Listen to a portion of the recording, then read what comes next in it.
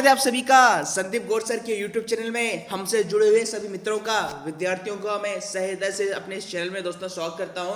और जो विद्यार्थी भी आज पहली बार हमसे जुड़े हुए हैं, वह संदीप गौर सर को YouTube चैनल पर दोस्तों सब्सक्राइब कर लीजिए, ताकि आगामी समय में आने वाले सारे वीडियो का नोटिफिकेशन आपका आसानी तक पहुंच सके। दोस्तों इस समय आप देख पा रहे हैं कि प्रतिदिन शाम को 6 से 7 बजे तक हमारी मध्य प्रदेश करंट अफेयर और MP जीके की क्लास धांसू ट्रिक से होती है। जी हाँ दोस्तों, बिल्कुल सही आप सुन पा रहे हैं, क्योंकि मध्य प्रदेश करंट अफेयर हर बंदा पढ़ता है, हर व्यक्ति पढ़ता है, चाहे वो किताब से पढ़ता है, चाहे इंटरनेट से पढ़ता है या यूट्यूब से पढ़ता है। तो करंट अफेयर तो दोस्तों कहीं से आपको मिल जाएगा, किंतु मैं आपको जो मध्य प्रदेश करंट अफेयर की जो श्रृंखला आपके समक्ष प्रतिदिन साढ़े 6 बजे लेके आता हूं, वह करंट अफेयर भी दोस्तों मेरा पूरा प्रयास रहता है कि ट्रिक के माध्यम से दोस्तों आपको याद करा जाए, और ऐसी ट्रिक दोस्तों जो हमेशा आपको याद रहेगी जिंदगी के साथ भी और जिंदगी के बाद भी। तो दोस्तों आज के स्पेशल करंट अफेयर में आपको पता है आगामी भविष्य में जो परीक्षाएं होने वाली MPPSC, MP पुलिस, MPSI, या फिर बात करें ग्रुप 2 सब ग्रुप 4 जिसका जनवरी में भी एग्जाम है, या फिर MP पुलिस की बात करें, तो इन सभी एग्जामों के लिए मैं दोस्तों हम मध्य प्रदेश करंट अफेयर के साथ साथ मध्य प्रदेश सामान्य ज्ञान की भी यहाँ पर हम बात करेंगे।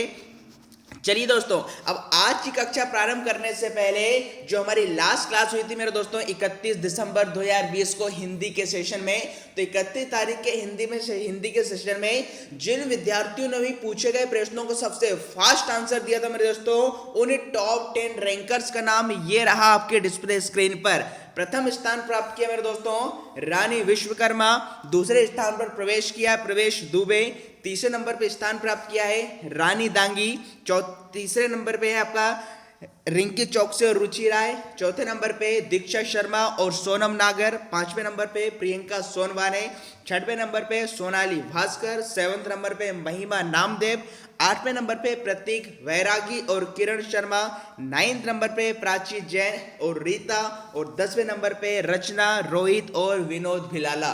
तो भाई इन सभी 10 विद्यार्थियों को बहुत बहुत शुभकामनाएं। हम आपके उज्जवल भविष्य की कामना करते हैं, और मेरे दोस्तों इसी प्रकार से आगे बढ़ते रहिए, मेहनत करते रहिए। चलिए अब आज की क्लास प्रारंभ करने से पहले जान लेते हैं आज का मोटिवेशनल कोट्स, जो आपको ऊर्जावान बनाएगा, चेहरे पर मुस्कान लाएगा, आपको आपकी मंजिल के प्रति दोगुनी रफ्तार से आगे बढ़ाएगा।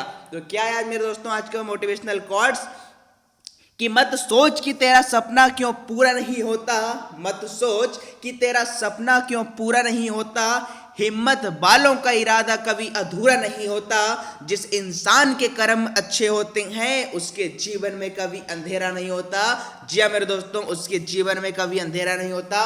तो जुड़ जाइए अब हमारे साथ, आपके जीवन में उस अंधेरों को दूर करने के लिए मैं अब आपसे जुड़ चुका हूं, आपका स्वागत करता हूं, क्योंकि हो गया है आगाज रण का, बस युद्ध की तैयारी है, जीत उसी की होगी मेरे दोस्तों, संघर्ष जिसका जारी है। जी दोस्तों, संघर्ष जिसका जारी है, बस आप मेहनत करते रहिए दोस्तों, आप मेहनत करते रहिए, मैं आपके साथ हूं, बिल्कुल हर दम हर पल आपके समक्ष मैं ऐसे क्वेश्चंस लेके आऊंगा, बिल्कुल धांसू ट्रिक से आप हमारे साथ बने रहिए, और इस दुनिया को साबित कर दीजिए कि आप कर सकते हैं, यू कैन डू इट। अपने माता पिता को भरोसा दिला दीजिए कि उन्होंने एक शेर को पाला है, उन्होंने एक शेरनी को पाला है। चलिए दोस्तों, तो इसी ऊर्जावान संदेश के साथ मैं संदीप गौर पुनः आप सभी का हृदय से अपने चैनल पर स्वागत करते हुए अपनी कक्षा को प्रारंभ करता हूं। और पहला प्रश्न मेरे दोस्तों ये रहा आपके डिस्प्ले स्क्रीन पर।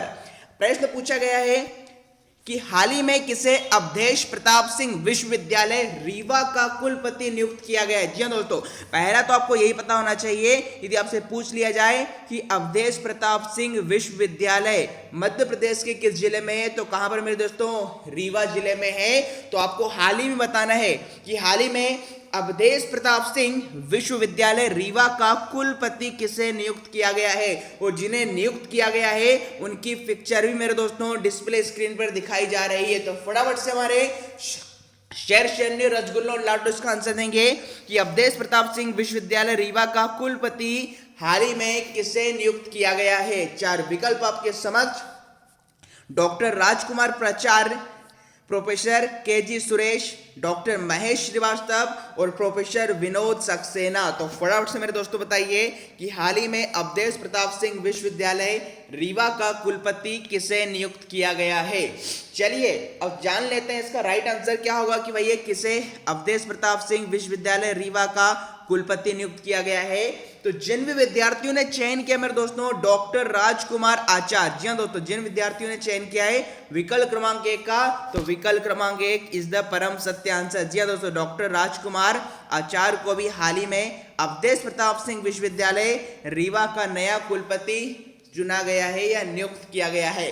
अब बात आती है मेरे दोस्तों जिन विद्यार्थियों को पता था उन्होंने आंसर दिया है या फिर इस क्वेश्चन को आप एक लंबे समय तक आगामी परीक्षाओं में याद करना चाहते हैं आगामी परीक्षाओं के लिए, तो वह ट्रिक जानिए मेरे दोस्तों, क्योंकि मध्य प्रदेश करेंट अफेयर भी मेरे दोस्तों मेरा पूरा प्रयास रहता है कि मैं आपको ट्रिक के माध्यम से बताऊं, क्योंकि करेंट अफेयर तो मेरे दोस्तों हर कोई पढ़ लेता है, हर कोई रट लेता है, किंतु एग्जाम में जाके भ्रमित हो जाता है। किंतु आप हमेशा के लिए इसको याद करना चाहते हैं तो वह हमारी धांसू ट्रिक देखिए किस प्रकार हम इस क्वेश्चन को याद कर सकते हैं। चलिए अब ट्रिक जान लेते हैं।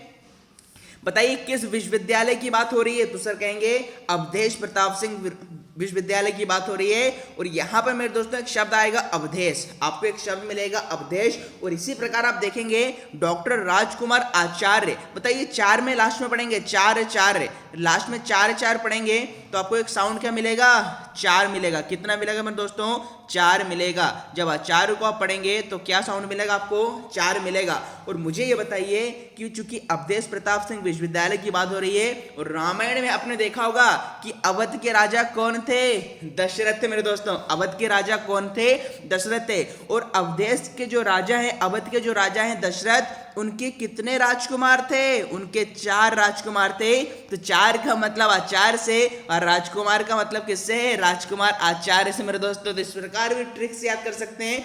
पुनः समझा रहा हूं मैं क्या कि आपसे पूछा जा रहा था अवधेश प्रताप सिंह विश्वविद्यालय, तो यहां पर हमने एक शब्द को कवर किया अवध, और हमें पता है कि अवध के राजा कौन थे, दशरथ थे। क्या बता रहा हूं, अवध के राजा कौन थे, तो आप कहेंगे सर दशरथ थे। और दशरथ के कितने राजकुमार, तो सर कहेंगे 4 राजकुमार, भरत शत्रुघ्न, भरत लक्ष्मण, आपका राम लक्ष्मण भरत शत्रुघ्न। तो इस प्रकार आपने देखा कि अवधेश के राजा अवध के राजा दशरथ थे और दशरथ के राजा दशरथ के कितने राजकुमार थे, तो 4 थे। तो 4 का मतलब किससे, आचार्य से।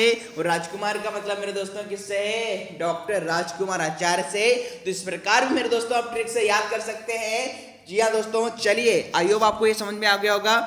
अब इनसे संबंधित कुछ तथ्य हम जान लेते हैं। वह क्या है कि राज्यपाल एवं कुलाधिपति श्रीमती आनंदीबेन पटेल ने महात्मा गांधी स्नातकोत्तर महाविद्यालय करेली जिला नरसिंहपुर के प्राचार्य डॉक्टर राजकुमार आचार्य को अवधेश प्रताप सिंह विश्वविद्यालय रीवा का कुलपति नियुक्त किया गया है। मतलब जो डॉक्टर राजकुमार आचार्य हैं ये कहाँ के मेरे दोस्तों, ये कहाँ के प्राचार्य हैं, तो ये आपके महात्मा गांधी स्नातकोत्तर महाविद्यालय करेली जिला नरसिंहपुर के ये आपके आचार्य हैं, जिन्हें हाल ही में रीवा यूनिवर्सिटी का कुलपति नियुक्त किया गया है। आगे है राज्यपाल श्रीमती आनंदीबेन पटेल ने यह नियुक्ति मध्य प्रदेश विश्वविद्यालय अधिनियम 1973 की धारा 13 की उपधारा 1 में प्रदत्त शक्तियों के अंतर्गत की है। डॉक्टर आचार्य का कार्यकाल कार्यभार ग्रहण करने की तिथि से 4 वर्ष की कालावधि के लिए होगा। तो इस प्रकार हमने अवधेश प्रताप सिंह जो विश्वविद्यालय रीवा है उसमें जो आचार्य राजकुमार जी का कुलपति बनाएंगे उससे संबंधित कुछ तथ्य मैंने आपको बताए। चलिए दोस्तों चलते हमारे अगले क्वेश्चन की ओर। और नेक्स्ट क्वेश्चन दोस्तों ये रहा आपके डिस्प्ले स्क्रीन पर। बहुत ही महत्वपूर्ण प्रश्न मेरे दोस्तों, कई बार आपसे व्यापम और एमपीपीएससी में पूछा गया है कि मध्य प्रदेश के किस जिले में मुमताज महल की कब्र है। जी दोस्तों, मुमताज जो आपकी मुमताज बेगम है जिनकी पिक्चर भी आपको डिस्प्ले स्क्रीन पर दिखाई दे रही है। तो फटाफट से हमारे लाडलो शेयर इसका आंसर देंगे कि मध्य प्रदेश के किस जिले में मुमताज महल की कब्र स्थित है। 4 ऑप्शन आपके समक्ष हैं, उज्जैन, रतलाम, बुरहानपुर और होशंगाबाद। तो फटाफट से मेरे दोस्तों बताएंगे कि मध्य प्रदेश के किस जिले में, जी हाँ दोस्तों, मध्य प्रदेश के किस जिले में मुमताज महल की कब्र स्थित है। चलिए अब जान लेते हैं इसका राइट आंसर क्या होगा।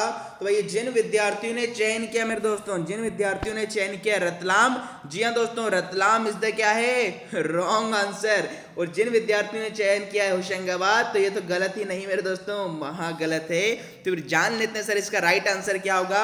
तो भैया मुमताज महल की कब्र जिन विद्यार्थियों ने चयन किया विकल्प क्रमांक 3 का मतलब बुरहानपुर, तो बुरहानपुर इज द परम सत्य आंसर। मध्य प्रदेश के बुरहानपुर जिले में मेरे दोस्तों मुमताज महल की कब्र स्थित है। अब बात आती है जिनको याद तो अच्छी बात है, बिल्कुल सही जवाब कमेंट बॉक्स में उन विद्यार्थियों ने दिया है, बहुत बहुत शुभकामनाएं। किंतु जिन विद्यार्थियों को इसका ज्ञान नहीं था या फिर आगामी परीक्षाओं के लिए अपना 1 नंबर पक्का करना चाहते हैं, तो वह हमारी धांसू ट्रिक देखिए दोस्तों, क्योंकि चाहे एमपी करंट अफेयर का क्वेश्चन हो, चाहे एमपी जीके का क्वेश्चन हो, हर एक क्वेश्चन सिर्फ यहाँ पर आपको ट्रिक के माध्यम से बताया जाएगा, क्योंकि नॉर्मल डेटा तो आप किताबों से भी पढ़ सकते हैं। चलिए, और वह ट्रिक क्या है बताइए। मुमताज महल की बात की जा रही थी और मुमताज में आपको एक शब्द मिलेगा ताज। क्या मिलेगा दोस्तों? ताज। अब मुझे बताइए, यदि किसी व्यक्ति को ताज दे दिया जाए, ताज पहना दिया जाए, यदि आप में से मैं किसी को ताज पहना दूं, तो ये ताज का पहनाना किसी को बुरा लगता है क्या? नहीं लगेगा। तो बुरा का मतलब किससे मेरे दोस्तों? बुरहानपुर से है। हमारी ट्रिक बस यही थी मेरे दोस्तों कि यदि किसी भी व्यक्ति को, आपने देखा होगा इतिहास गवाह है कि ताज के कारण क्या है, कई युद्ध हो गई, कई जाने चली जाती है, इसका मतलब ताज बहुमूल्य होता है। और जब किसी व्यक्ति को ताज पहना दिया जाता है या ताज दे दिया जाए, तो वह उसे क्या है, बुरा नहीं लगेगा। तो ताज का मतलब मुमताज से और बुरा लगेगा मतलब किससे है? बुरहानपुर से। तो इस प्रकार भी दोस्तों हम याद कर सकते हैं कि मुमताज में एक शब्द था ताज, और ताज पहनाना किसी को बुरा नहीं लगता, तो बुरा का मतलब है बुरहानपुर से। तो ध्यान रखेंगे दोस्तों, बहुत ही महत्वपूर्ण प्रश्न है। कई बार आपसे पूछा गया है कि मध्य प्रदेश के किस जिले में मुमताज महल की कब्र स्थित है, तो इस प्रकार आप ट्रिक से याद कर सकते हैं। चलिए चलते हैं हमारे अगले क्वेश्चन की ओर। और नेक्स्ट क्वेश्चन दोस्तों ये रहा आपके डिस्प्ले स्क्रीन पर कि हाल ही में परिवेदना निवारण प्रबंधन प्रणाली का शुभारंभ किसने किया है? जी दोस्तों, बहुत ही महत्वपूर्ण प्रश्न है, फटाफट से कमेंट बॉक्स में आंसर देंगे कि हाल ही में परिवेदना निवारण प्रबंधन प्रणाली का शुभारंभ किसने किया है। 4 विकल्प आपके समक्ष है। डॉक्टर नरोत्तम मिश्रा, शिवराज सिंह चौहान, इंदर सिंह परमार और डॉक्टर मोहन यादव। तो फटाफट से मेरे दोस्तों बताएंगे कि हाल ही में परिवेदना निवारण प्रबंधन प्रणाली का शुभारंभ किसने किया है। फिर इसके बाद हम देखेंगे कि ये परिवेदना निवारण प्रबंधन प्रणाली एक्चुअली में है क्या। तो पहले तो आप आंसर बताएंगे कि हाल ही में परिवेदना निवारण प्रबंधन प्रणाली का शुभारंभ किसने किया है। चलिए अब जान लेते हैं इसका राइट आंसर क्या होगा। तो भैया जिन विद्यार्थियों ने चयन किया यहाँ पर शिवराज सिंह चौहान, जी दोस्तों शिवराज सिंह चौहान, वेरी गुड मेरे दोस्तों, दिस इज द क्या है, रॉन्ग आंसर। शिवराज सिंह चौहान ने परिवेदना निवारण प्रबंधन प्रणाली का शुभारंभ नहीं किया है। तो वे जान लेते हैं राइट आंसर क्या होगा। तो जिन विद्यार्थियों ने चयन किया यहाँ पर विकल्प क्रमांक 3 का मतलब इंदर सिंह परमार, जी दोस्तों इंदर सिंह परमार इज द परम सत्य आंसर। हाल ही में आपके जो शिक्षा मंत्री, स्कूल शिक्षा मंत्री स्वतंत्र प्रभार के हैं इंदर सिंह परमार, इनके द्वारा ही परिवेदना निवारण प्रबंधन प्रणाली का शुभारंभ किया गया है। और मध्य प्रदेश सरकार में इंदर सिंह परमार मेरे दोस्तों क्या है, स्कूल शिक्षा मंत्री हैं स्वतंत्र प्रभार। और वहीं पर मोहन यादव की बात करें तो यह भी शिक्षा मंत्री है, किंतु किसके हैं, उच्च शिक्षा के। 2 प्रकार का मेरे दोस्तों एजुकेशनल चलता है। यदि हम पहली से 12वीं तक की बात करें, पहली से 12वीं तक की बात करें तो उस स्कूल शिक्षा के मंत्री कौन है, इंदर सिंह परमार। जबकि उच्च शिक्षा के कॉलेज की बात कर लें तो वह कौन है मेरे दोस्तों, डॉक्टर मोहन यादव। अब बात आती है सर इसको याद कैसा करें, क्या इसकी भी कोई ट्रिक है क्या? जी हाँ दोस्तों, घबराने की आवश्यकता नहीं है, यहाँ पर हर एक चीज आपको ट्रिक से ही पढ़ाई जाएगी। अब मैंने आपकी सुविधा के लिए मेरे दोस्तों आपके लिए कुछ चीजें मैंने आपको बता के रखी। परिवेदना, बताइए वेदना यहाँ पर मूल शब्द है, वेदना क्या है, मूल शब्द है। और वेदना का मतलब मेरे दोस्तों होता है कष्ट या व्यथा से। ध्यान दीजिए, वेदना मूल शब्द है यहाँ पर, जिसका मायने ये होता है कष्ट या व्यथा, और इसमें फिर परि उपसर्ग जोड़ दिया, इसमें परि उपसर्ग जोड़ दिया तो क्या बन गया मेरे दोस्तों, परिवेदना। और हमें पता है उपसर्ग जोड़ते ही मूल शब्द में परिवर्तन हो जाता है, उसका अर्थ परिवर्तित हो जाता है। तो चूंकि वेदना का मतलब कष्ट या व्यथा या पीड़ा से था, यहां पर परि उपसर्ग जोड़ते ही बन गया परिवेदना, और जिसका मतलब होता है विवेक शक्ति या चतुराई। क्या होता है मेरे दोस्तों, विवेक शक्ति या चतुराई। मतलब अब चतुराई से प्रबंधन प्रणाली प्रारंभ की गई है। मैं भी आपको बताऊंगा इसके अंतर्गत क्या होगा, और फिलहाल मैं आपको ट्रिक बता रहा हूं, इसको याद कैसा करें।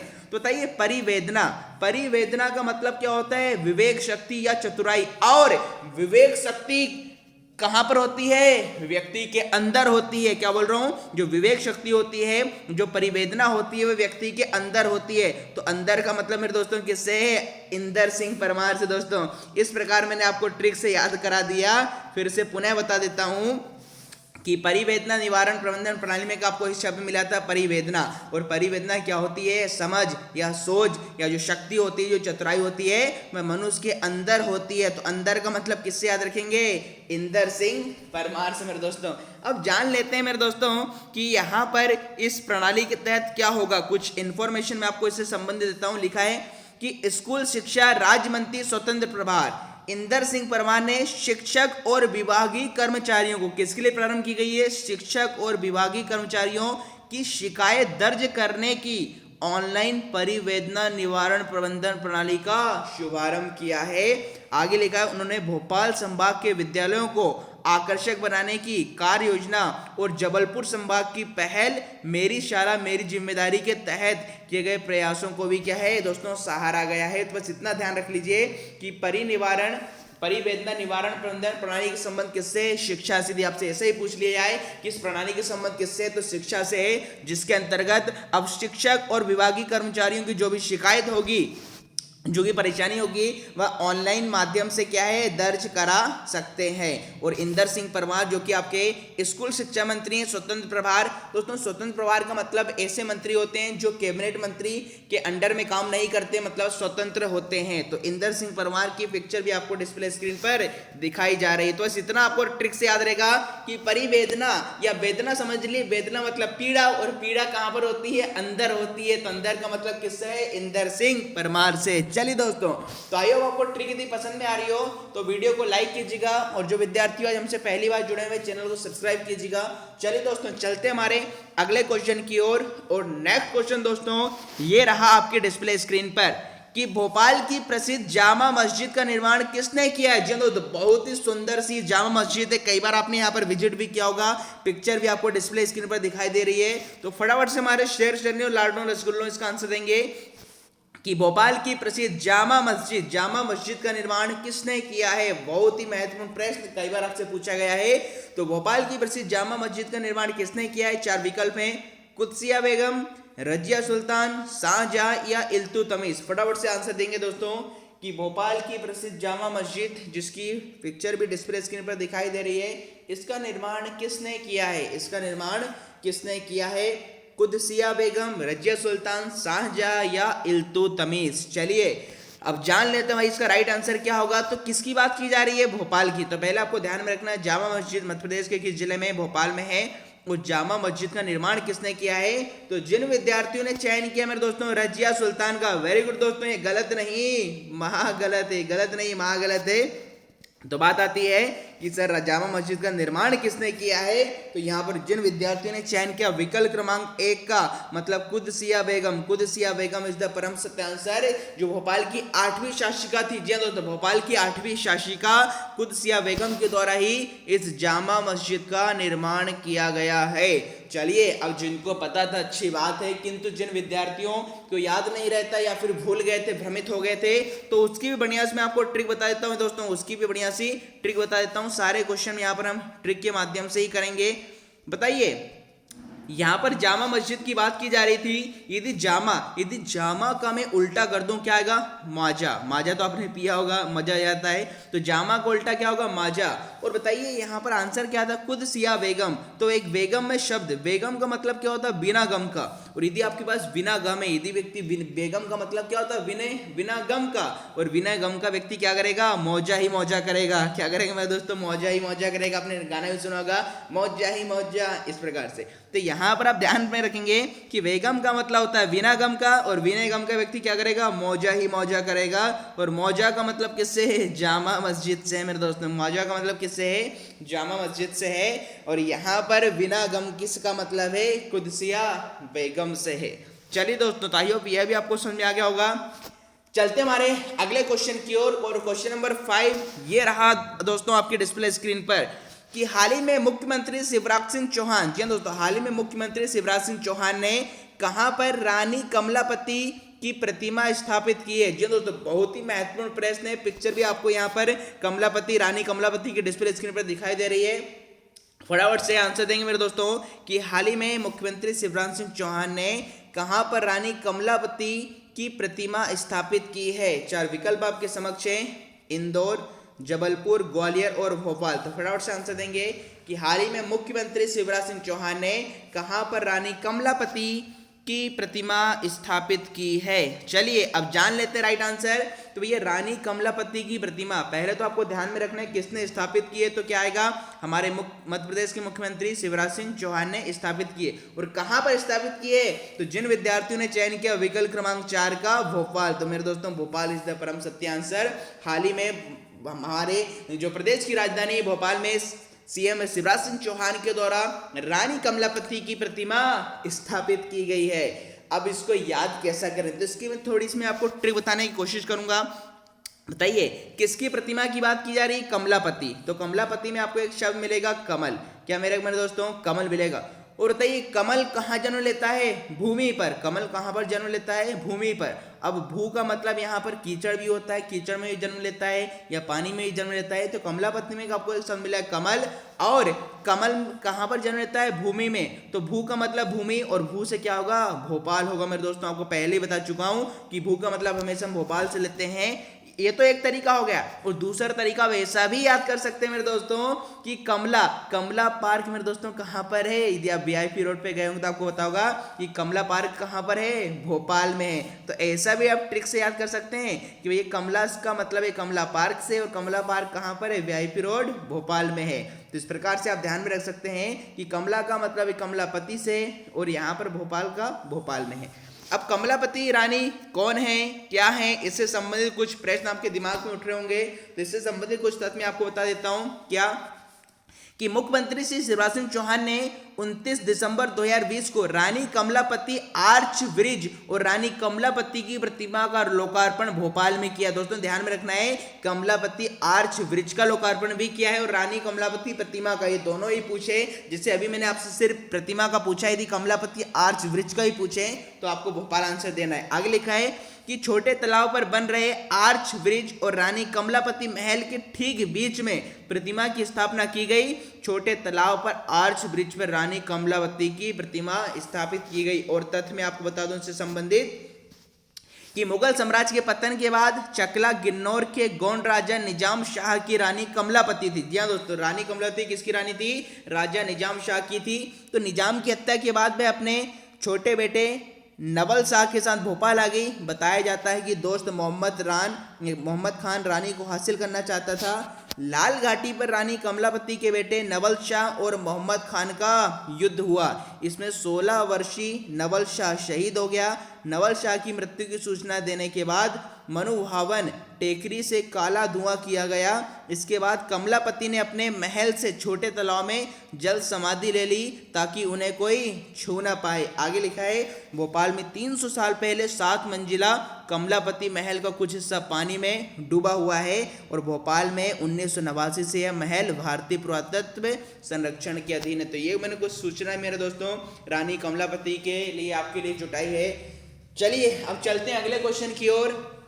और नेक्स्ट क्वेश्चन दोस्तों ये रहा आपके डिस्प्ले स्क्रीन पर कि मध्य प्रदेश के किस जिले में प्रसिद्ध बंदर कूदनी दर्शनीय स्थल है। जी दोस्तों, व्यापम और एमपीपीएससी में कई बार पूछा गया है कि मध्य प्रदेश के किस जिले में बंदर कूदनी दर्शनीय स्थल है। और वैसे आपका जो बंदर कूदनी दर्शनीय स्थल की जो बात की जा रही है दोस्तों, तो ये बंदर कूदनी एक प्रकार की क्या है? गहरी घाटी है या खाई है, जिसकी पिक्चर आपको डिस्प्ले स्क्रीन पर दिखाई दे रही है। तो एक प्रकार की गहरी घाटी है। तो फटाफट बताइए बंदर कूदनी घाटी या बंदर कूदनी दर्शनीय स्थल मध्य प्रदेश के किस स्थानीय जिले में है? 4 विकल्प आपके पास हैं, ग्वालियर, खंडवा, भेड़ाघाट, जबलपुर या पचमढ़ी। तो फटाफट से बताइए मेरे दोस्तों कि बंदर कूदनी दर्शनीय स्थल मध्य प्रदेश के किस स्थान या जिले में है।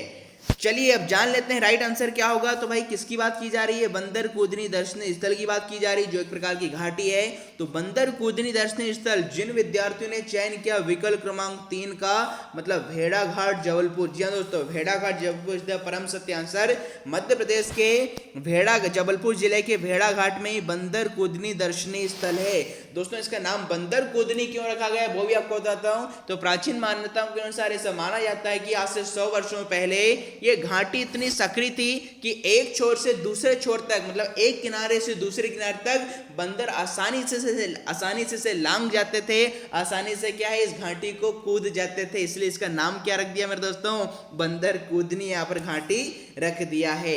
अब इसको भी याद कैसा करें, या तो आपको पता हो तो अच्छी बात है, किंतु फिर भी आपको मैं ट्रिक बता देता हूं कि इसको याद कैसा करें।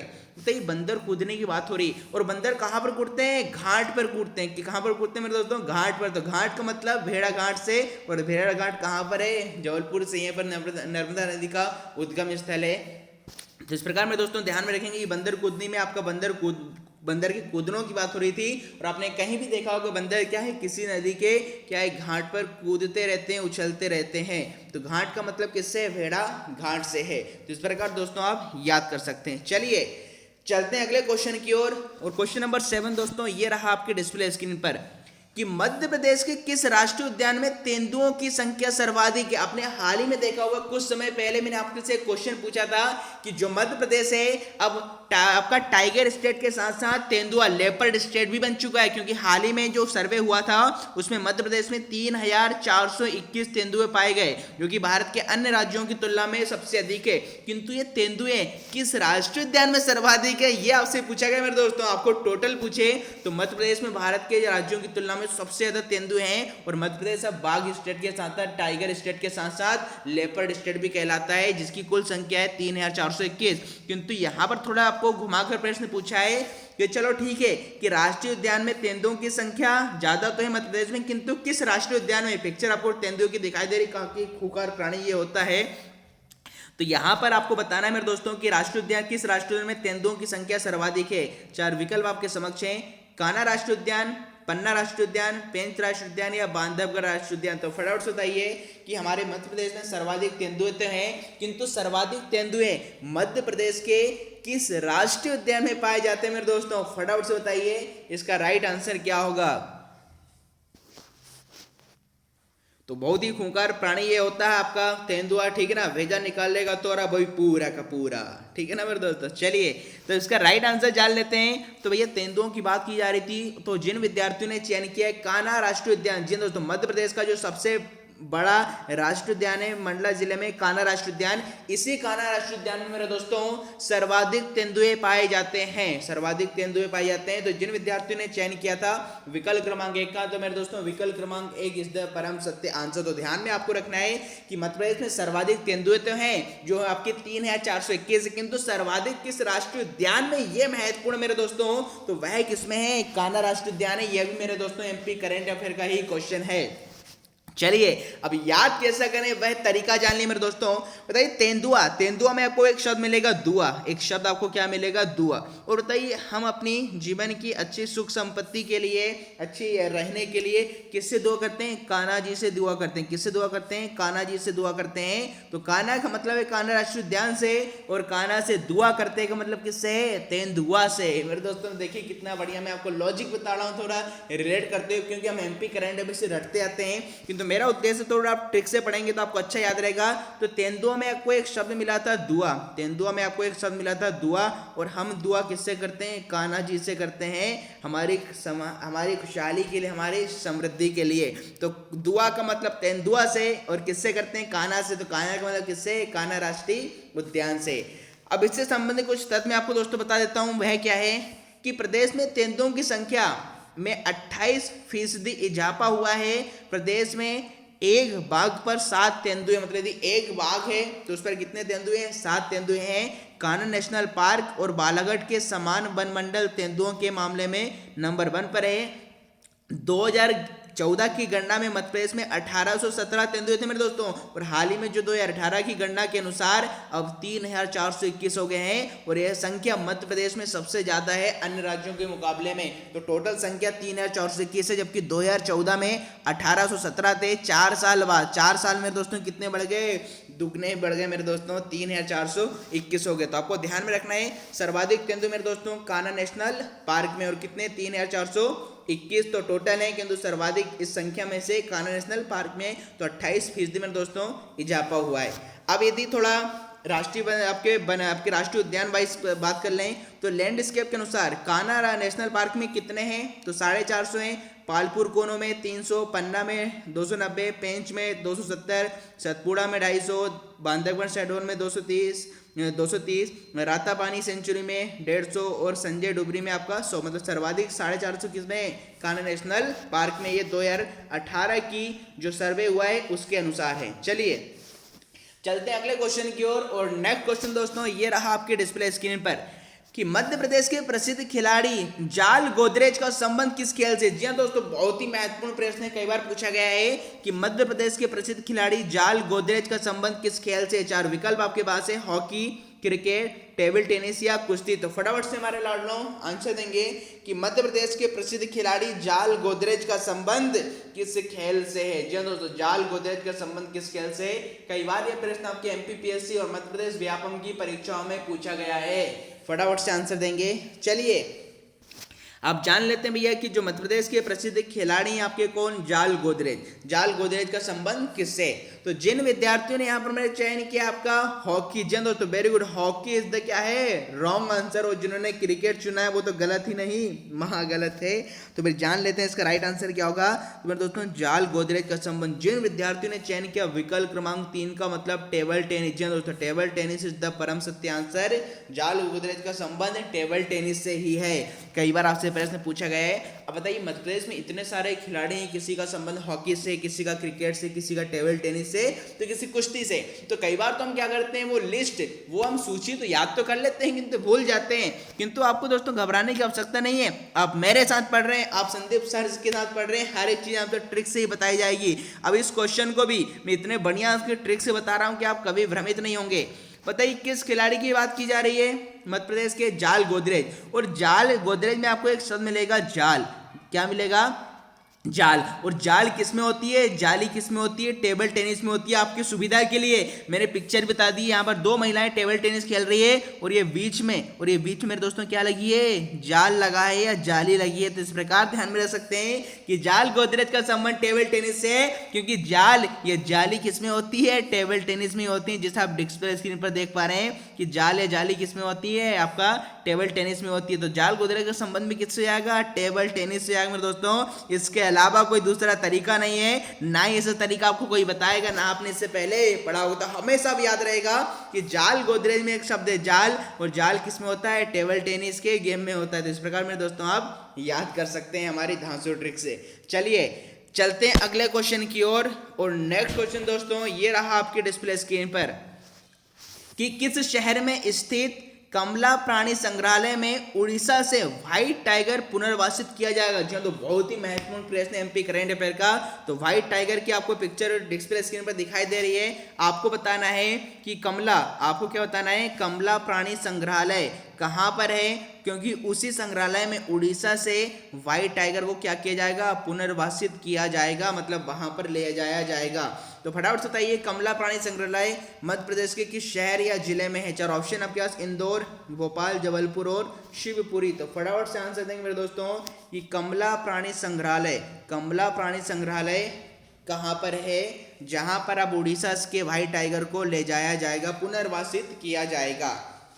चलिए अब जान लेते हैं राइट आंसर। तो ये कमला प्राणी संग्रहालय जिस शहर या जिले में स्थित है, तो राइट आंसर होगा जिन विद्यार्थियों ने चयन किया मेरे दोस्तों, इंदौर। जी हाँ दोस्तों, मेरे दोस्तों क्या है, इंदौर। तो इंदौर इज द परम सत्य आंसर। अब इंदौर में जो कमला प्राणी संग्रहालय स्थित है, यहीं पर उड़ीसा के व्हाइट टाइगरों को क्या है, पुनर्वासित किया जाएगा।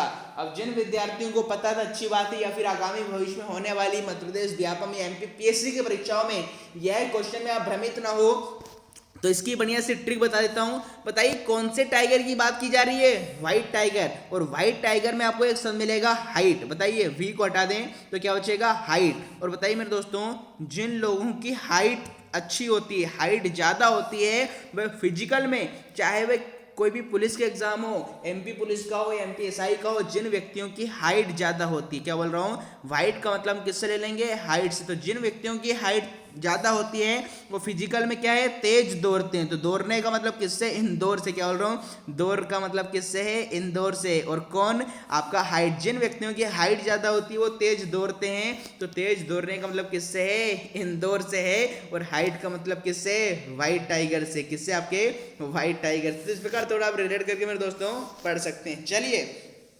अब इससे संबंधित मैं आपको तथ्य बता देता हूं। मैं ये कमला प्राणी संग्रहालय की फोटो दिखा देता हूं। तो बताइए, ये आपका ये रहा, ये प्राणी संग्रहालय इंदौर, जू लिखा है, नगर पालिक निगम आपका इंदौर, ये आपका रहा है। इसकी पिक्चर मैंने आपको बता दी, बहुत बढ़िया सुंदर। कभी इंदौर जाएगा तो इसे भ्रमण करके आएगा। प्राणी संग्रहालय कहाँ पर है आपका, जिसका नाम है कमला प्राणी संग्रहालय इंदौर में।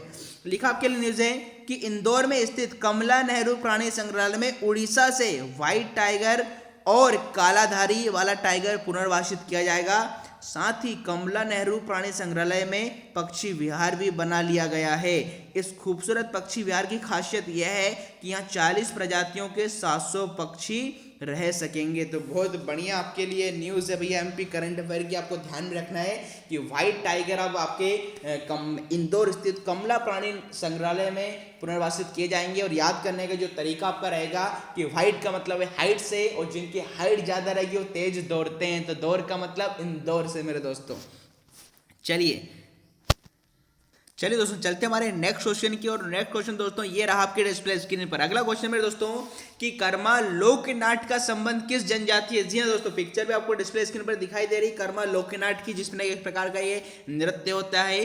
तो फटाफट से आपको बताना है कि कर्मा लोकनाट्य का संबंध किस जनजाति से, मध्य प्रदेश की किस जनजाति का संबंध कर्मा लोकनाट्य से मेरे दोस्तों। 4 विकल्प आपके समक्ष हैं, कोरकू, वेगा, गोंड और भील। तो फटाफट से बताएंगे मेरे दोस्तों कि कर्मा लोकनाट्य का संबंध किस जनजाति से है। चलिए अब राइट आंसर की बात कर लेते हैं। तो भैया किस लोकनाट्य की बात की जा रही है, तो कर्मा लोकनाट्य की बात की जा रही है। तो कर्मा लोकनाट्य का संबंध जिस जनजाति से है वह आंसर मेरे दोस्तों वेगा। जिन विद्यार्थियों ने चयन किया विकल्प क्रमांक 2 का वेगा, तो वेगा इज द परम सत्य आंसर मेरे दोस्तों। वेगा जो कि आपके मध्य प्रदेश की एक पिछड़ी जनजाति है। पिछड़ी जनजातियों में 3 जनजातियां मुख्य रूप से आती हैं, भारिया, सहारिया और वेगा। तो मध्य प्रदेश की में पाई जाने वाली वेगा जनजाति का संबंध मेरे दोस्तों कर्मा लोकनाट्य से है। अब बताइए, इतने सारे लोकनाट्य रहते हैं जनजातियों के, हम भ्रमित हो जाते हैं, किंतु घबराने की आवश्यकता नहीं है। इसकी मेरे दोस्तों बढ़िया से मैं आपको ट्रिक बता रहा हूं जो आपको हमेशा याद रहेगी जिंदगी के साथ भी और जिंदगी के बाद भी। और वह ट्रिक क्या है बताइए, कर्मा में एक शब्द मिलेगा कमा, कर्मा में आपको एक शब्द मिलेगा कमा। और बताइए, जब व्यक्ति अधिक पैसे कमाता है तो सारी कमाई हुई पूंजी कहाँ रखता है, बैग में रखता है। तो इस प्रकार थोड़ा रिलेट करके बता दिया कि कर्मा में एक शब्द था कमा, और व्यक्ति कितना भी पैसा क्यों ना कमा ले तो व्यक्ति पैसा कमाने के बाद उस पूंजी को, उस पैसे को कहाँ रखता है, बैग में रखता है। तो कमा का मतलब कर्मा से और बैग का मतलब किससे, बेगा से। तो इस प्रकार भी थोड़ा मेरे दोस्तों रिलेट करके आप पढ़ सकते हैं। चलिए अब चलते हैं अगले क्वेश्चन की ओर। और क्वेश्चन नंबर 11 दोस्तों ये रहा आपके डिस्प्ले स्क्रीन पर कि हाल ही में किसे मध्य प्रदेश लोक सेवा आयोग एमपीपीएससी के कार्यवाहक अध्यक्ष के रूप में नियुक्त किया गया है। जी दोस्तों, बहुत ही महत्वपूर्ण प्रश्न है कि एमपीपीएससी, जी दोस्तों एमपीपीएससी जिसकी वैकेंसी भी आपकी निकली है 2021 में, आपका पेपर होगा अप्रैल में, 14 अप्रैल को। तो फटाफट से बता दीजिए दोस्तों, बहुत ही महत्वपूर्ण प्रश्न है कि मध्य प्रदेश के जो आपका जो लोक सेवा आयोग है एमपीपीएससी है, इसके हाल ही में किसे कार्यवाहक अध्यक्ष या चेयरमैन नियुक्त किया गया है। 4 ऑप्शन आपके समक्ष, भास्कर चौबे, प्रोफेसर राजेश लाल मेहरा, डॉक्टर मुकेश शर्मा और डॉक्टर दिनेश यादव। तो फटाफट से हमारे शेयर लाटो इसका आंसर देंगे कि हाल ही में मध्य प्रदेश लोक सेवा आयोग या एमपीपीएससी का कार्यवाहक अध्यक्ष किसे नियुक्त किया गया है। 4 विकल्प आपके समक्ष है। चलिए अब जान लेते हैं इसका राइट आंसर क्या होगा। तो भैया हाल ही में एमपीपीएससी के जो कार्यवाहक अध्यक्ष बनाए गए हैं वह मेरे दोस्तों professor Rajesh Lal Mehra is the right answer. विकल्प क्रमांक 2 का चयन जिन विद्यार्थियों ने किया है, तो हाल ही में मेरे दोस्तों राजेश लाल मेहरा को मतलब नव वर्ष के सौगात मिली है, नव वर्ष पर इन्हें बनाया गया है। राजेश लाल मेहरा को एमपीपीएससी का कार्यवाहक अध्यक्ष। आपकी जानकारी की बता दूं, ये जो प्रोफेसर राजेश लाल मेहरा एमपीपीएससी के क्या है मेंबर या सदस्य भी रहे हैं या सदस्य थे, और इन्हीं को एडिशनल चार्ज दिया गया है कार्यवाहक अध्यक्ष। क्योंकि इससे पहले जो आपके चेयरमैन चेयरमैन थे, इससे पहले एमपीपीएससी के जो चेयरमैन थे किसका स्थान लिया है? भास्कर चौबे का। तो भास्कर चौबे का हाल ही में कार्यकाल पूरा हुआ है और जब तक नए चेयरमैन की नियुक्ति नहीं हो जाती, सारे कारोबार कौन संभालेंगे? प्रोफेसर राजेश लाल मेहरा संभालेंगे। इस प्रकार दोस्तों आपको ध्यान में रखना है। अब इसकी थोड़ी सी ट्रिक बता दूं कि किस प्रकार से आप याद कर सकते हैं मेरे दोस्तों।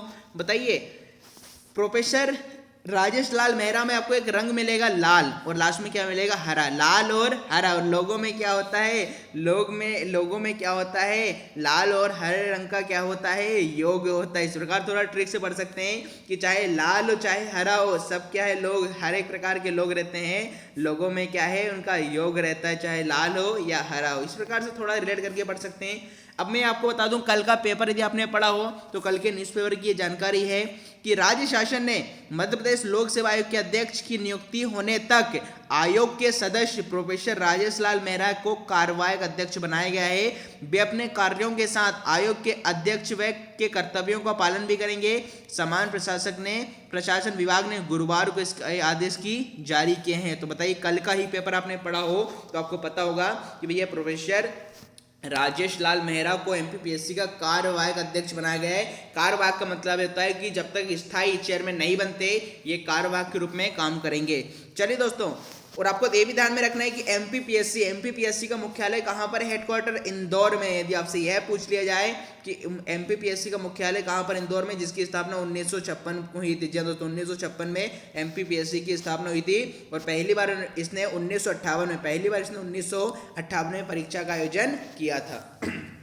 चलिए दोस्तों, चलते हमारे अगले क्वेश्चन की ओर। और नेक्स्ट क्वेश्चन दोस्तों ये रहा आपके डिस्प्ले स्क्रीन पर कि मध्य प्रदेश गेहूं अनुसंधान केंद्र कहां पर स्थित? गेहूं भी आपको पिक्चर डिस्प्ले स्क्रीन पर दिखाई दे रहे हैं, तो फटाफट से आंसर देंगे मेरे दोस्तों कि मध्य प्रदेश के किस जिले, किस स्थान में गेहूं अनुसंधान केंद्र स्थित है? 4 विकल्प हैं, पवार खेड़ा होशंगाबाद, जबलपुर, उज्जैन या इंदौर। तो फटाफट से आंसर देंगे कि मध्य प्रदेश के किस जिले या स्थान में गेहूं अनुसंधान केंद्र है? जी दोस्तों, गेहूं अनुसंधान केंद्र मध्य प्रदेश के किस जिले या स्थान पर है? चलिए दोस्तों, अब जान लेते हैं इसका राइट आंसर क्या होगा कि मध्य प्रदेश में कहां पर गेहूं अनुसंधान केंद्र स्थित है।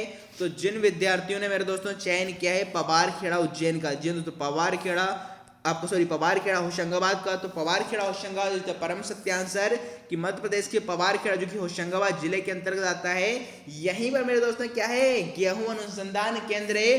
कई बार आपसे प्रश्न मेरे दोस्तों पूछा गया है। अब जिन विद्यार्थियों को पता था अच्छी बात है, किंतु जो याद करना चाहते हैं तो थोड़ी इसकी में मैं आपको ट्रिक बता देता हूं दोस्तों, हम कैसा याद करेंगे। बताइए, आप अपने खाने में कितनी भी चीज क्यों ना खा लो, चाहे वो दाल हो, चाहे चावल हो, चाहे मीठा हो, चाहे तीखा हो, कितनी भी चीज खा लो, किंतु जब तक आप गेहूं की चपाती नहीं खाएंगे आपको क्या है? पावर नहीं मिलेगी। आपके शरीर को पावर कौन देगा? गेहूं की रोटियां देगी। तो इस प्रकार ध्यान में रख सकते हैं कि भोजन में चाहे कितना भी कुछ क्यों ना खा ले, जब तक हम गेहूं नहीं खाएं हमारा मन नहीं भरेगा, खाने में मजा नहीं आएगा। तो गेहूं खाने से आपको क्या मिलेगा? पावर मिलेगा। तो पावर का मतलब किससे है? पवार खेड़ा से मेरे दोस्तों। इस प्रकार से थोड़ा रिलेट करके पढ़ सकते हैं। चलिए दोस्तों, चलते हैं अगले क्वेश्चन की ओर। और नेक्स्ट क्वेश्चन नंबर 13 ये रहा आपके डिस्प्ले स्क्रीन पर कि मध्य प्रदेश में शासकीय जमीन मुक्त कराने के लिए कौन सा अभियान चलाया जा रहा है? जी दोस्तों, बहुत ही महत्वपूर्ण प्रश्न है एमपी करंट अफेयर का। हाल ही में आपने देखा होगा जो मध्य प्रदेश में जो भी आपकी गवर्नमेंट लैंड है, मतलब शासकीय जमीन जो लोगों ने अपने कब्जे में करके रखी है जबरदस्ती, तो उसको मुक्त कराने के लिए कौन सा अभियान चलाया जा रहा है? 4 विकल्प है आपके पास दोस्तों। माफिया मुक्त प्रदेश मध्य प्रदेश का जीवन, माफिया मुक्त मध्य प्रदेश का आभार, माफिया मुक्त मध्य प्रदेश का संकल्प या माफिया मुक्त मध्य प्रदेश का संकल्प शपथ। तो फटाफट से बताइए कि मध्य प्रदेश में गवर्नमेंट लैंड को मुक्त कराने के लिए कौन सा अभियान चलाया जा रहा है? चलिए अब जान लेते राइट आंसर कि भैया शासकीय जमीनों को मुक्त कराने के लिए कौन सा अभियान चलाया जा रहा है। तो जिन विद्यार्थियों ने चयन किया है विकल्प क्रमांक 3 का, मतलब माफिया मुक्त मध्य प्रदेश का संकल्प इज द राइट आंसर दोस्तों, शासकीय जमीनों को मुक्त कराने के लिए आपने देखा होगा हाल ही में माफिया मुक्त मध्य प्रदेश का संकल्प, मतलब संकल्प लिया गया है कि जो माफिया लोगों ने शासकीय भूमि पर कब्जा करके रखा है, उससे क्या है, मध्य प्रदेश को अब मुक्त करेंगे। इसका क्या लिया गया है, संकल्प लिया गया है। तो अभियान का आप ध्यान में रखेंगे कि माफिया मुक्त मध्य प्रदेश का संकल्प, इस नाम का ये अभियान मध्य प्रदेश में शासकीय जमीन को मुक्त कराने के लिए चलाया जा रहा है। चलिए अब दोस्तों चलते हैं हमारे अगले क्वेश्चन की ओर। क्वेश्चन नंबर 14 ये रहा आपके डिस्प्ले स्क्रीन पर कि मध्य प्रदेश के किस जिले या स्थान पर बादल महल स्थित है। जी दोस्तों, बहुत ही महत्वपूर्ण प्रश्न है। पिक्चर भी आपको डिस्प्ले स्क्रीन पर दिखाई दे रही बादल महल की। तो फटाफट से आंसर बताएंगे कि मध्य प्रदेश के किस जिले या स्थान पर बादल महल स्थित है। चार ऑप्शन है, चंदेरी, अशोकनगर, रायसेन, महेश्वर या ग्वालियर। तो बादल महल की फोटो भी आपको डिस्प्ले स्क्रीन पर दिखाई दे रही है, बहुत ही खूबसूरत सा है, जाइएगा यहाँ पर। तो फटाफट बताएंगे फिलहाल कि मध्य प्रदेश के किस स्थान या जिले में बादल महल स्थित है। जी दोस्तों, बादल महल स्थित है। चलिए अब जान लेते हैं राइट आंसर कि भैया बादल महल कहाँ स्थित है। तो जिन विद्यार्थियों ने चयन किया रायसेन जिले का, जी दोस्तों very good, Raisen is the क्या है, रॉन्ग आंसर। और जिन विद्यार्थियों ने चयन किया महेश्वर, वेरी गुड, ये तो गलत नहीं, महागलत है। तो जान लेते हैं राइट आंसर कि भैया बादल महल मध्य प्रदेश के किस जिले में स्थित है। तो जिन विद्यार्थियों ने चयन किया चंदेरी अशोकनगर का, जी दोस्तों चंदेरी अशोकनगर इज द परम सत्य आंसर। मध्य प्रदेश के चंदेरी अशोकनगर जिले में ही बादल महल स्थित है। अब जिन विद्यार्थियों को पता था अच्छी बात है, किंतु जो भ्रमित हो गए या फिर जो इस क्वेश्चन को हमेशा के लिए याद करना चाहते हैं, तो उसकी धांसू ट्रिक बता देता हूं मेरे दोस्तों, बढ़िया सी ट्रिक जो आपको हमेशा याद रहेगी। बताइए किसका पूछा जा रहा है, बादल महल का। और अब जब बादल को देखते हैं, जब बादल को ऊपर की ओर देखोगे तो बादल में क्या दिखेगा, चांद दिखेगा मेरे दोस्तों। तो चांद का मतलब किससे है, चंदेरी से। इस प्रकार भी याद कर सकते हैं कि ये बादल में आप जो ऊपर की ओर देखोगे तो बादल में क्या दिखेगा, चांद दिखेगा। तो चांद का मतलब चंदेरी से, और बादल को देखोगे का मतलब किससे है, बादल महल से है। तो इस प्रकार दोस्तों आप ट्रिक से याद कर सकते हैं कि बादल में आप देखोगे तो चांद दिखेगा, और क्या है, देरी से दिखेगा। क्या है, देरी। यदि बादल छाए हुए हैं, यदि बताइए बादल छाए हुए हैं तो चांद देरी से दिखेगा, चांद देरी से दिखेगा। तो देरी का मतलब किससे है, चंदेरी से है। ऐसा भी याद कर सकते हैं, बादलों में आपका चांद छिप जाता है और वह क्या है, देरी से दिखता है। तो देरी का मतलब किससे है, चंदेरी से है। चलिए चलते हैं अगले क्वेश्चन की ओर। क्वेश्चन नंबर 15 ये रहा दोस्तों आपकी डिस्प्ले स्क्रीन पर कि मध्य प्रदेश के किस संभाग में मेरी शाला मेरी जिम्मेदारी अभियान चलाया जा रहा है। जल्द, बहुत ही महत्वपूर्ण प्रश्न है कि मध्य प्रदेश के जो 10 संभाग हैं, वे मध्य प्रदेश के किस संभाग में मेरी शाला मेरी जिम्मेदारी अभियान चलाया जा रहा है। 4 विकल्प हैं, ग्वालियर संभाग, ग्वालियर, इंदौर, जबलपुर या उज्जैन। तो फटाफट से आंसर देंगे मेरे दोस्तों कि भैया मध्य प्रदेश के किस संभाग में मेरी शाला मेरी जिम्मेदारी का अभियान चलाया जा रहा है। चलिए अब जान लेते हैं इसका राइट आंसर क्या होगा कि भैया मेरी शाला मेरी जिम्मेदारी का अभियान कहाँ चलाया जा रहा है। तो जिन विद्यार्थियों ने चयन किया जबलपुर, दोस्तों विकल्प क्रमांक 3 द परम सत्य आंसर। मध्य प्रदेश के जबलपुर जिले में दोस्तों मेरी शाला मेरी जिम्मेदारी अभियान चलाया जा रहा है। अब इसको याद कैसा करें, बताइए। आपकी यदि शाला है तो आपकी शाला की जब भी आप क्या करेंगे, जिम्मेदारी संभालेंगे, जब भी क्या है, जिम्मेदारी संभालेंगे, तो वह आपका कहलाएगा मेरी शाला मेरी जिम्मेदारी। तो हर एक व्यक्ति को जब भी शाला जाए, जब का मतलब है जबलपुर से, व्यक्ति जब भी शाला जाए उसको क्या अपनी जिम्मेदारियों को संभालना, अपनी जिम्मेदारियों को समझना होगा। तो जब का मतलब है जब भी शाला जाए, तो जब का मतलब जबलपुर से, और शाला जाने का मतलब किससे है, मेरी शाला मेरी जिम्मेदारी से है। अब इससे संबंधित कुछ तथ्य मैं आपको बता देता हूँ, वह क्या कि शाला परिसरों को स्वच्छ एवं शाला के शौचालयों को साफ सुथरा बनाए रखने और शौचालयों की नियमित रूप से सफाई कराने के लिए जबलपुर संभाग के पूर्व आयुक्त राजेश बहुगुणा की पहल पर मेरी शाला मेरी जिम्मेदारी का कार्यक्रम एक अभियान के रूप में संभाग में चलाया गया था।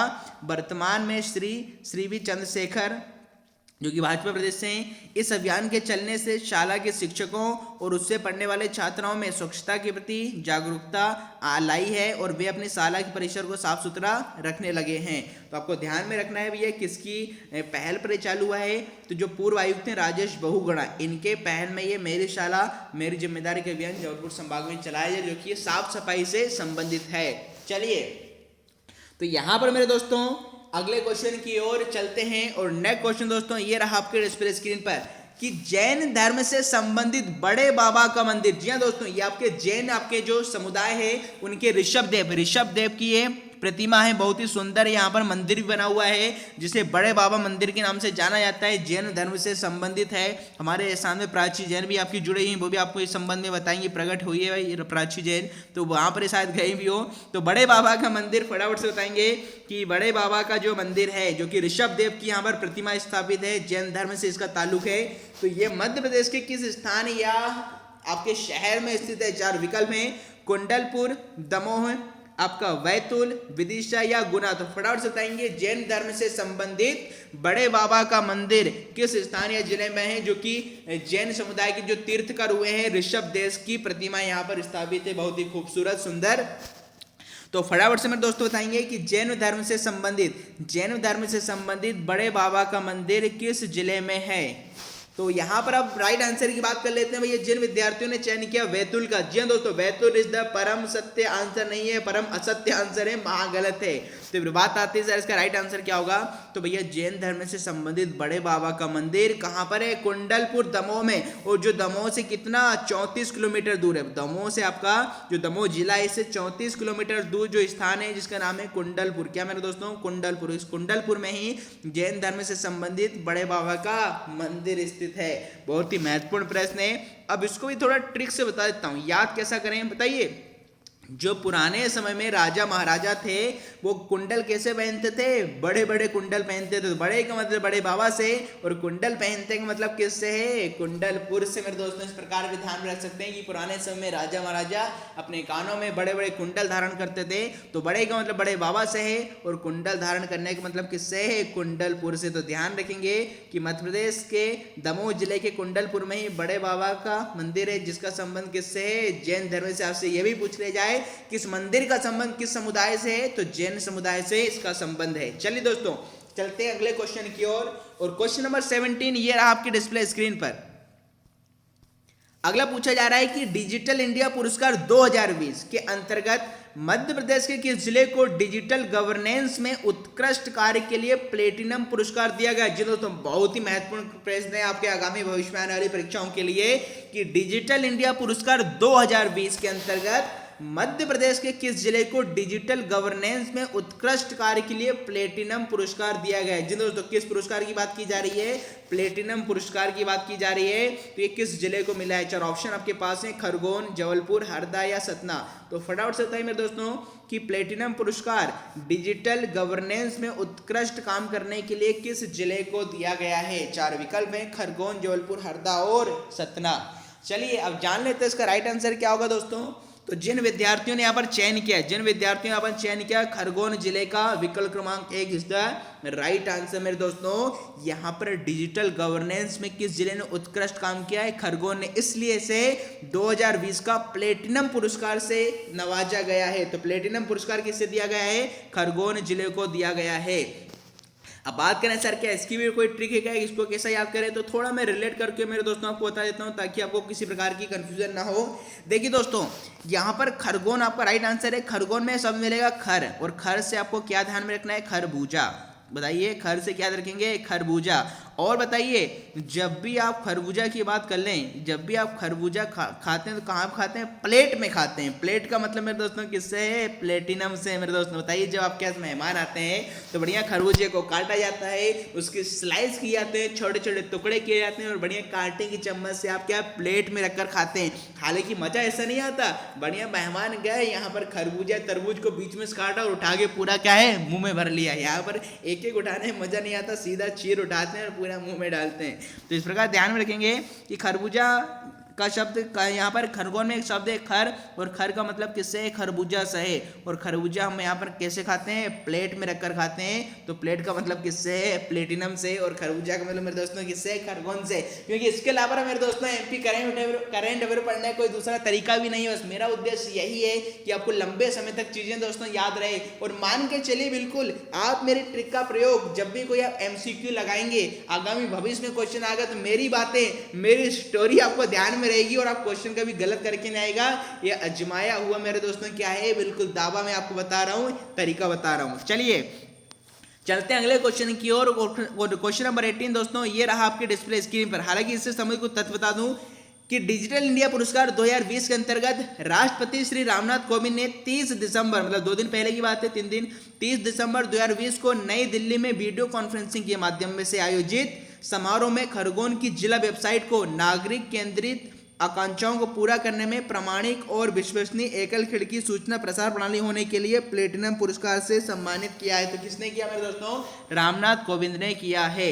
चलिए चलते हैं दोस्तों हमारे अगले क्वेश्चन की ओर। और नेक्स्ट क्वेश्चन दोस्तों ये रहा आपके डिस्प्ले स्क्रीन पर कि कुंवारी नदी का उद्गम किस जिले से होता है। जी दोस्तों पिक्चर भी आपको डिस्प्ले स्क्रीन पर दिखाई दे रही, बहुत ही महत्वपूर्ण प्रश्न है कि कुंवारी नदी का उद्गम किस जिले से होता है। तो फटाफट से आंसर देंगे मेरे दोस्तों, कुंवारी नदी का उद्गम किस जिले से होता है। 4 विकल्प आपके समक्ष हैं, गुना, दमोह, शिवपुरी और दतिया। तो फटाफट से आंसर देंगे कि कुंवारी नदी का उद्गम किस जिले से होता है। क्या गुना होगा या दमोह होगा या शिवपुरी होगा या दतिया होगा।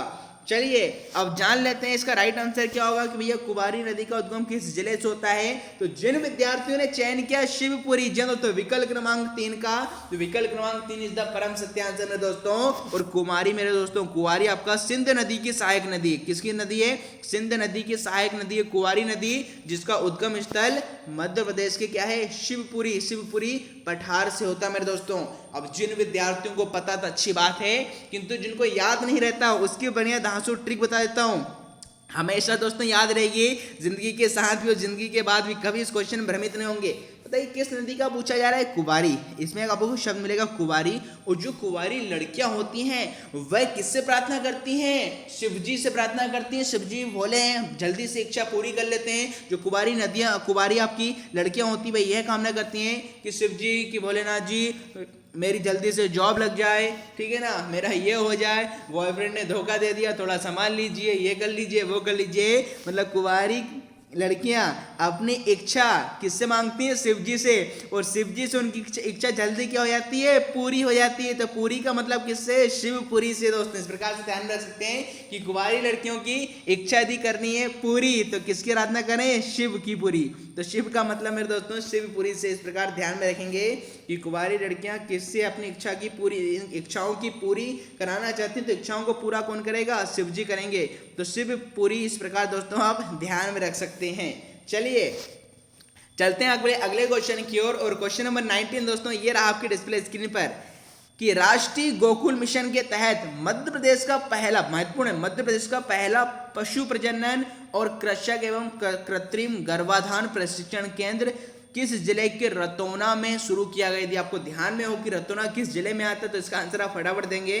तो फटाफट से बताइए कि मध्य प्रदेश का पहला पशु प्रजनन कृषक एवं कृत्रिम गर्भाधान प्रशिक्षण केंद्र किस जिले के रतौना में शुरू किया गया है। 4 विकल्प हैं, ग्वालियर, इंदौर, जबलपुर और सागर। तो फटाफट से आंसर देंगे मेरे दोस्तों कि किस जिले के रतौना में पहले पशु प्रजनन गर्भाधान प्रशिक्षण केंद्र खोला गया है।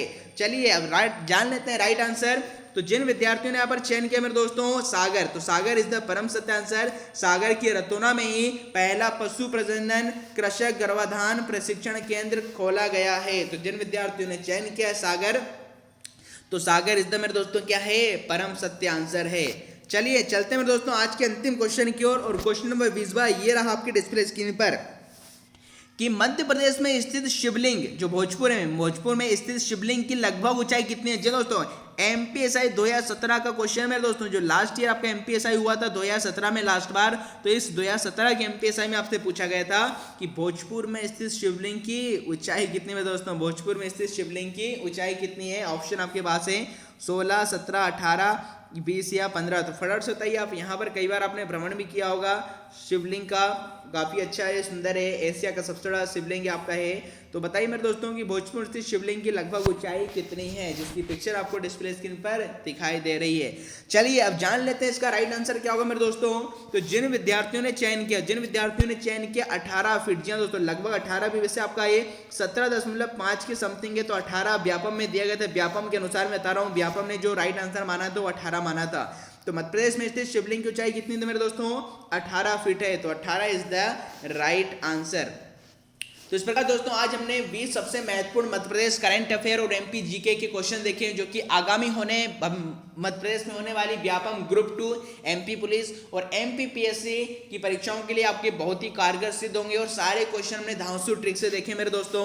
तो इन्हीं 20 क्वेश्चनों के साथ आज का समय हमारा यहीं पर समाप्त होता है। विदा लेने का समय आपके समक्ष आ चुका है और जाते हैं इधर कुछ पंक्ति मैं आपके समक्ष कहूंगा कि फिक्र मत कर बंदे कलम कुदरत के हाथ है। क्या कि फिक्र मत कर बंदे कलम कुदरत के हाथ है, लिखने वाले ने लिख दिया तकदीर तेरे साथ है। फिक्र करता है क्यों, फिक्र से होता है क्या, रख खुदा पर भरोसा देख फिर होता है क्या। जी हाँ दोस्तों, रख खुदा पर भरोसा देख फिर होता है क्या। तो इसी चंद पंक्तियों के साथ मैं संदीप गौर आप सभी से विदाई लेता हूं और आज की कक्षा को यहीं पर विराम देता हूं। कल आपसे मुलाकात होगी 6 बजे शाम को। थैंक यू, जय हिंद, शुभ रात्रि।